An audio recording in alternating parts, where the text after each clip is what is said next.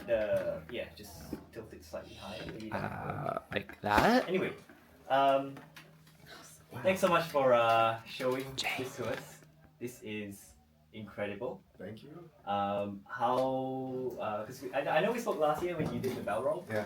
And I think before that you did Tudor Corner. So how long have you been working on this, beast for? More than 1 year. So actually, I've been working on this model since around October last year. But other people from the team have been working on it, trying to crack out the formula, because that one was really tricky to make it happen, because the real thing you can see is huge. It's super huge. So there are different concepts. So other designers like Jay Wanley, he made the first concept. It was okay. Massive. Yeah. Like it was too big, but it was massive, and it was at that point, maybe we should try to do Minas Tirith after all, because it looks like it is possible. Then we had other concept like something that was architecture scale. Yeah. So it was roughly the same size, and then we came up with this idea of having a mixed approach of both of those things, minifig scale and micro scale. So the idea was to replicate a little bit what we did for Baratu, so having the back that is totally not on scale with the front, and also hiding some places like behind the outer walls, places where minifigs can interact, because even though the model is, we try to capture the shape, the iconic shape of the city, like the 7 levels, the Tower of Icterion and everything. You probably noticed that the outer walls are not on scale, and that's because they were built a little bit higher up, just to accommodate the minifigs. And that was the first idea. So having this mixed approach, it's basically, I was inspired by the way Star Wars was handling the big ship, where it's not on scale, you open it and you have a playset. So as you can see, you can remove the outer walls, so the gates are actually made to match the minifigs. You can actually put Gandalf the White And Shadowfax. Pretty cool, by the way. Super new, cool design by Ashwin. And you can replicate the scene where he's entering the city for the first time. And what else? So once you remove the outer walls, so it separates in 3 different sections. So you can touch them all if you want. Okay.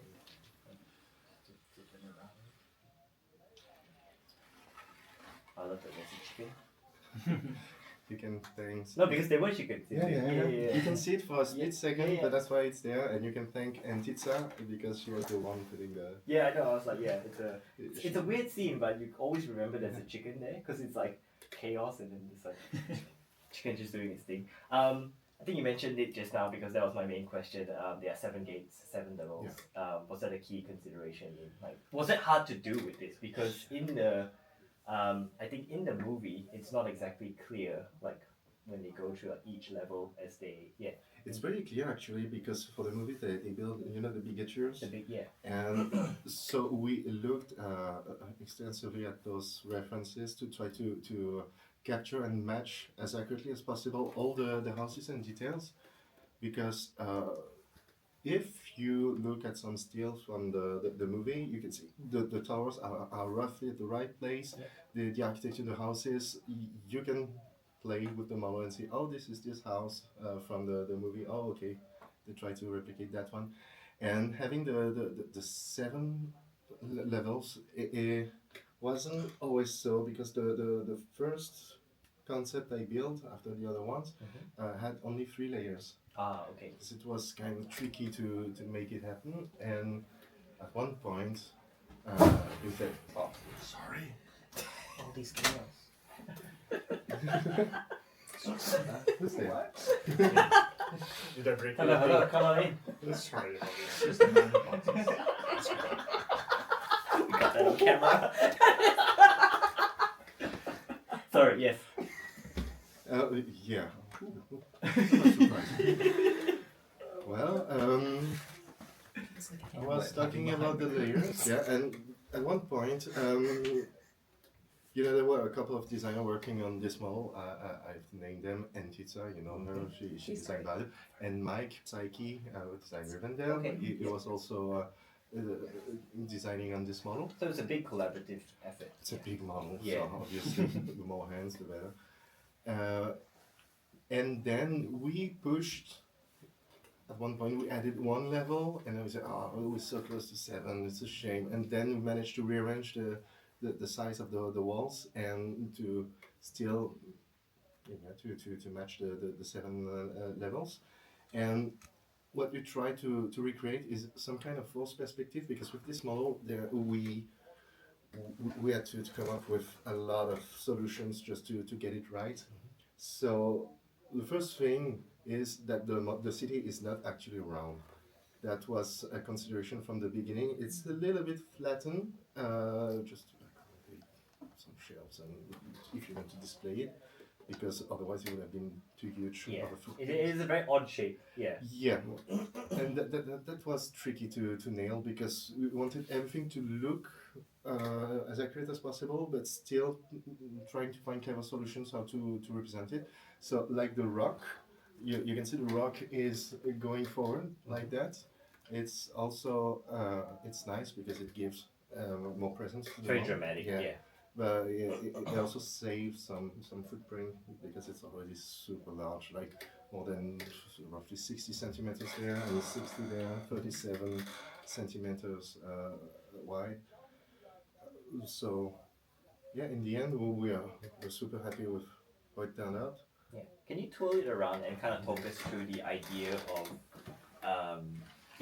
the idea of it being, similar to Baradur with that dollhouse, but this is actually quite.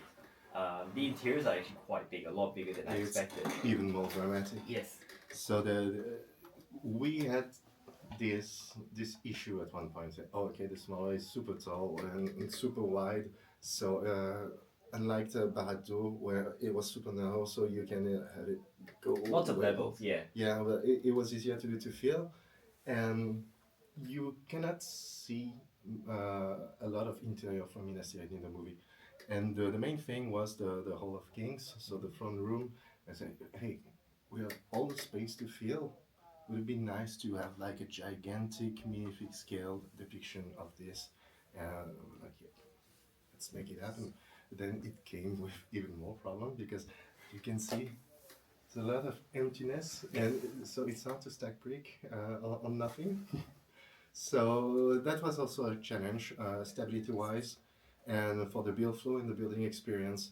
Because at one point, when I showed the concept to my model coach, we have model coach just to help us designing the product, he said, it would be nice if we can split it here.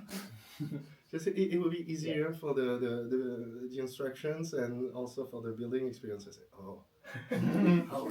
How Classic model coach thing to say, always challenging you. Yeah, I was like, how can I do that? Is it possible to build this? And it's possible. And I was inspired by real life architecture, because to achieve the roundness of the city, we use a lot of triangles. So everything is flush, everything is connected. That's nice. So different triangles. And what is really funny, it goes up there, so you have triangles going all around, and everything connects in one point over there, like a keystone. Yeah.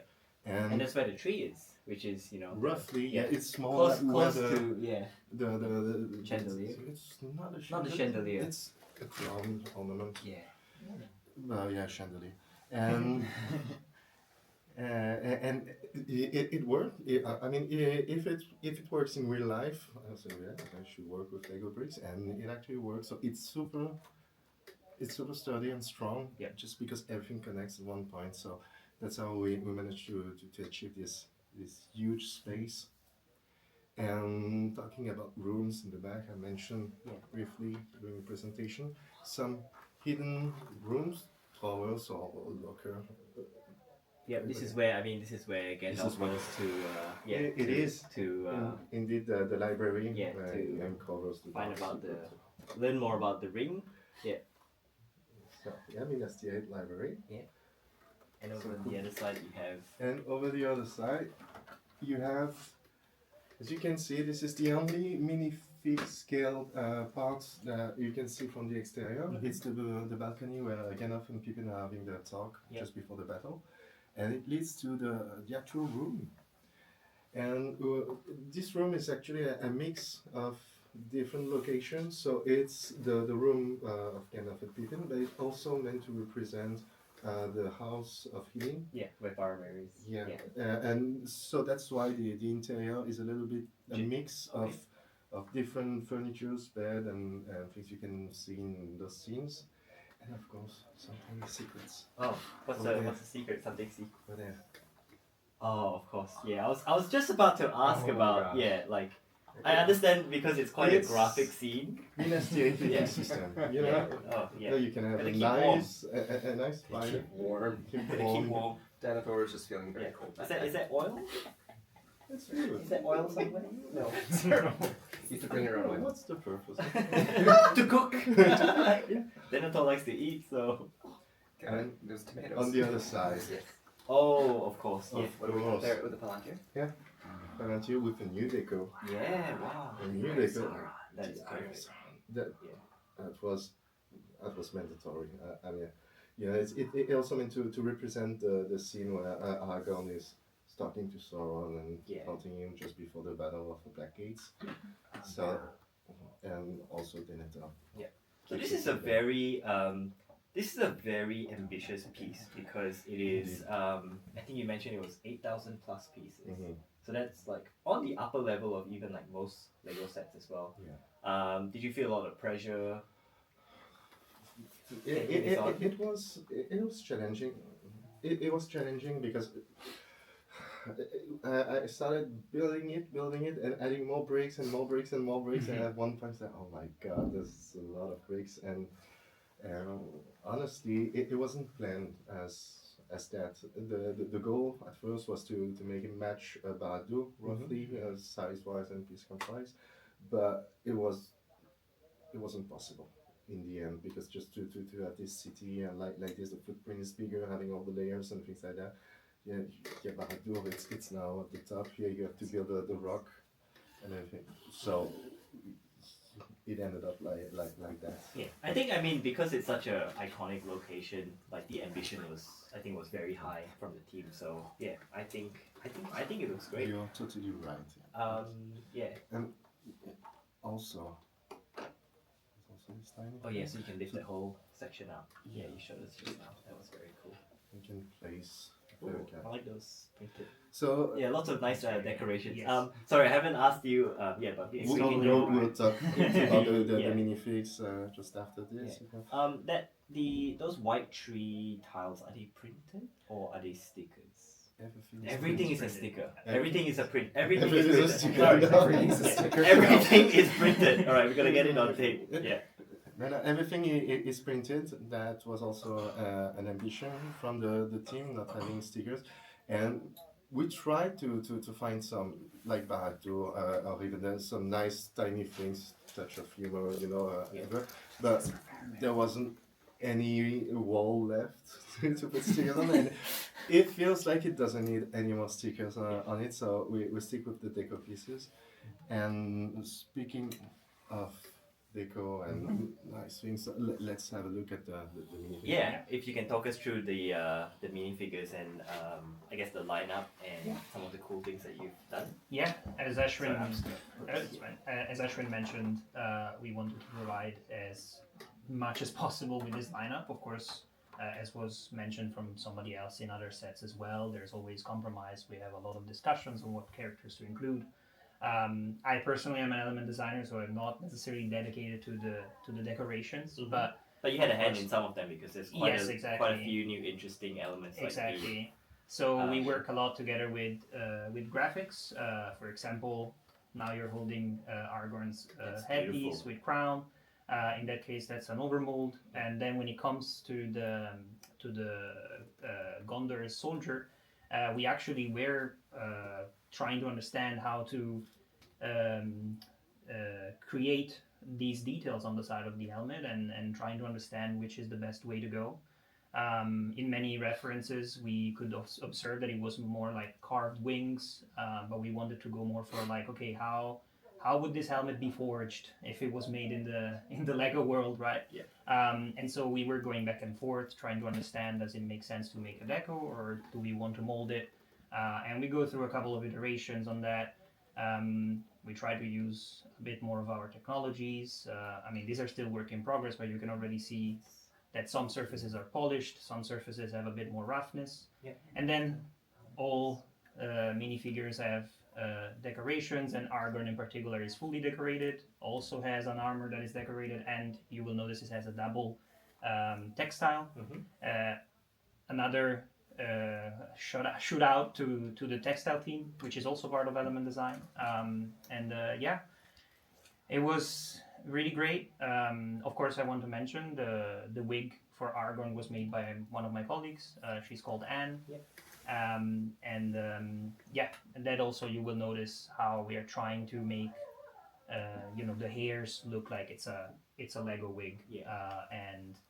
But it still fits the universe and it still fits the iconic character that we want to represent. Is this a new feature, or is it just a placeholder, or because it's going to be textile foil? Yeah, there's still a lot of prototypes over Yeah. there. So there's still some stickers and Yeah.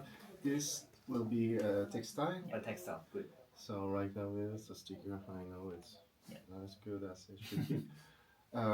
Everything Yeah. was kind of expensive. And I believe Faramir has a new wig. Is this a new wig? No, it's a reuse. It's a reuse It- statues. The Arkham statue. It's Oh, in okay. gray. Yeah, I didn't build it. It's a It's from recolor. a friend's mini doll. Yeah. Oh, okay. It matches his hairstyle pretty well, so that's why we used it. Yeah, and that is also something that we do whenever we work on a wig. We try to understand, okay, how many people can we represent with a wig like that, and that is His armor?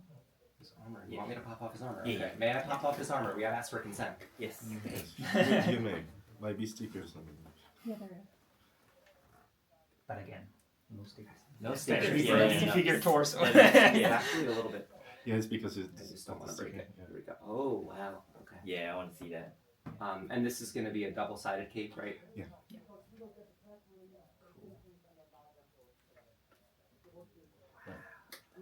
Also the soldiers. Yeah. Can you Oh, unarmor the soldiers? So in terms of because you have Aragorn as a in his I guess his king of Gondor outfit.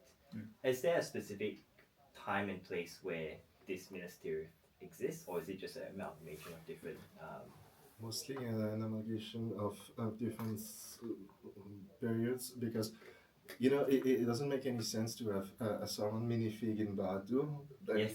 it's still a must-have. Yeah. And for Minas Tirith, since it's the good guys, it made sense like to have King Elassar, Aragorn II, as the main character of this set. So it's a really nice minifig, new element for the wig, the dual cape printed everywhere. So yeah, my favorite minifig. Yeah. So I think that was the big skull. Are those like prototypes or Yes. or different So this concepts? it's a bit of a Because that's a gunmetal one. yes. Yeah, So this is a okay. bit of a timeline of how we go through our process. I brought this one. It's a 3x scale, so not Duplo. These are the colors that are. This is basically what I would see when I am designing something. The colors that you see here are basically gonna be telling the engineers that come after which kind of surface specifications they have to use. And in this specific case, we use them to our advantage. So sometimes they're used to help us with the clutch and things like that. But in this case, it really helps to create a division from the overall helmet and the decoration around it, because we really wanted to highlight that. So Then it's a 2K mold, or is it just one? no, this is Yeah. 1K, but when we work on a 2K mold, we would see something similar. Yeah, Because again, that's we right, want to yeah. highlight it. However, in that case, we highlight where the split between the two parts is going to be. Then this is basically what we use for The reason why it's 3 times the scale is because we want to check if there is any technical details that are visible. Because of course, when we transfer something from our side to the engineers, there's some technical changes that need to be made. So I evaluated. In this case, I can tell you that again, the engineers did a great job. The helmet is really close to what I designed, almost 99.9%, I would say. And then from there, we start also looking at the proper scale. So in this case, this is printed in the same material as this, but it's one color because it's trying to replicate the colors that we have. Of course, with some limitations because it's still a prototype. And this is like a bit more to see, how does it behave once I put it on the minifigure? What if I build on top of the minifigure? What if there's a plate? Is it gonna collide with something? And what if there's a cape? What if a kid grabs it and uses it with a solid cape? So all those scenarios and trying to understand what we can do. And then you mentioned the gunmetal. So in this case, it's because we knew we wanted to have the metallic effect, and usually we try to understand how the metallic is going to behave in all colors. Again, these are still work in progress, so this is not going to be necessarily what you're going to see in the final model, but you will notice, for example, that in the gunmetal, there's a line here in the middle that is a bit less visible than it is here. So we try and test things out, making sure that they look good in all scenarios, in all forms. Metallic is particularly hard to work with, especially because the material itself is more prone to highlight technical details. So that's where sometimes the challenges are. But in this case, I think it was a really great effort, both from the design, from the element design, and also engineers who are really deeply involved.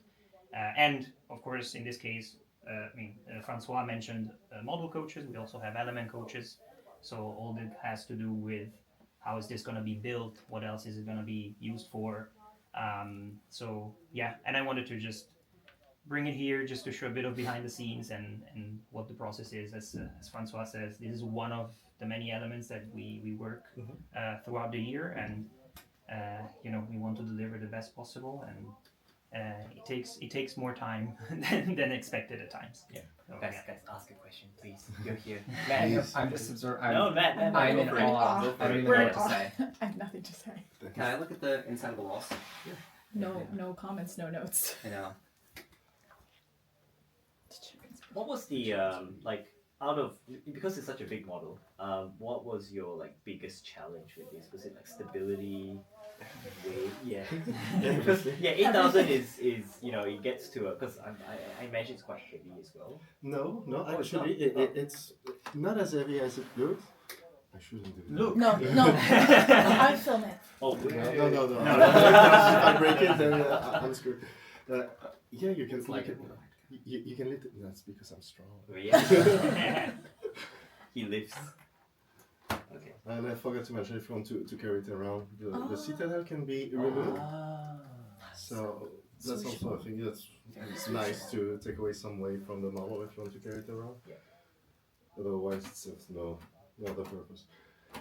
And the challenges were multiple with this model. So capturing the scale. Also, it's a white city, and that was also tough to add as much color as we could in this model, because otherwise it's big, it's white, but we still wanted to look good and to make a centerpiece, and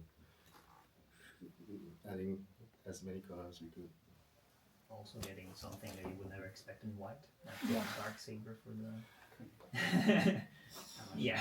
Yeah, and that's funny because we got a lot of elements in white. Yeah. So it might not be the most exciting recolors, but they're still super cool. Yeah. Can I quickly get some footage of it fully assembled? I just want to get some close-ups. Put it together. Will the model be on display in the showcase? Tomorrow, Yes. because unfortunately I only There's have only one one, copy. yeah. I don't have time to. Yeah. How tall is it? 60 centimeters. Oh, Oh, I can help you God, build it if you thank want. God.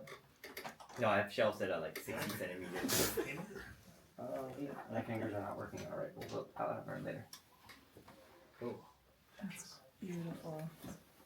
Matt, any other questions? I've never cried seeing a Lego model. This was my first time. This I is have very nothing to impressive. say. Yeah. I'm just